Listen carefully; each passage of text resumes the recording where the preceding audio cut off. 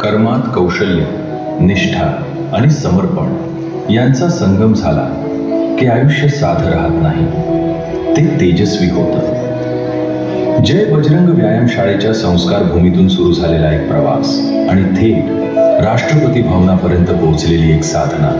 ही कहाणी आहे राष्ट्रपती व शिवछत्रपती क्रीडा पुरस्काराने सन्मानित क्रीडा साधक आणि प्राथमिक शिक्षक सदानंद भाऊ जाधव यांची.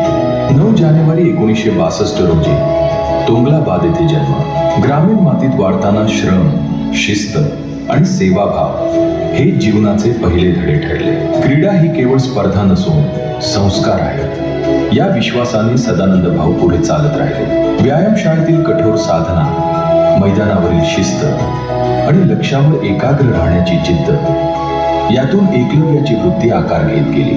दुर्गम आणि साधन विरहित भागात प्राथमिक शिक्षक म्हणून कार्य करताना त्यांनी शिक्षण आणि क्रीडा यांचा सुंदर संगम घडवला. योग, धनुर्विद्या, कबड्डी, मल्लखांब खेळांना वर्गखोलीच्या बाहेर आणत त्यांनी विद्यार्थ्यांच्या आयुष्यात आत्मविश्वासाची ज्योत पेटवली. शाळा केवळ इमारत राहिली नाही, ती स्वप्नांची कार्यशाळा बनली. 12 जानेवारी 1998 रोजी स्थापन झालेली एकलव्य धनुर्विद्या क्रीडा अकादमी हा त्यांच्या ध्यासाचा विस्तार. काही विद्यार्थ्यांपासून सुरू झालेला प्रवास आज राष्ट्रीय आणि आंतरराष्ट्रीय पातळीवर खेळाडू घडवणाऱ्या वटवृक्षात रूपांतरित झाला आहे. शेकडो पदके, अनेक यशोगाथा ही केवळ संख्या नाही, ती सदानंद भाऊंच्या तपश्चर्येची साक्ष आहे. 2002 साली राष्ट्रपती पुरस्कार आणि महाराष्ट्र शासनाचा शिवछत्रपती क्रीडा पुरस्कार हे सन्मान त्यांच्या कार्याचा गौरव होते. पण त्यांच्या व्यक्तिमत्वात अभिमानाचा गजर नाही, आहे ती कृतज्ञतेची शांतता.